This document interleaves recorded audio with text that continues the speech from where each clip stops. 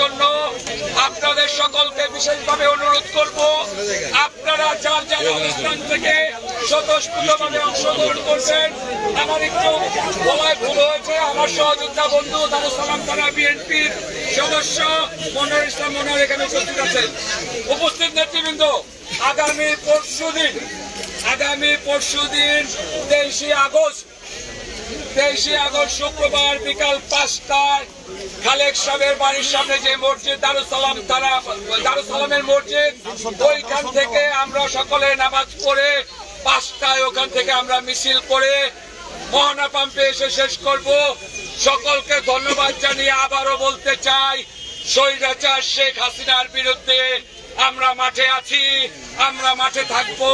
ঢাকা মহানগর উত্তর বিএনপির আহ্বায়ক সাইফুল আলম নীরব ভাইয়ের নেতৃত্বে, আমিনুল হক ভাই ঢাকা মহানগর উত্তর বিএনপির সদস্য সচিবের নেতৃত্বে দারুস সালাম থানা বিএনপি তথা সকল অঙ্গ সংগঠন রাজপথে স্বতঃস্ফূর্তভাবে অংশগ্রহণ করবে।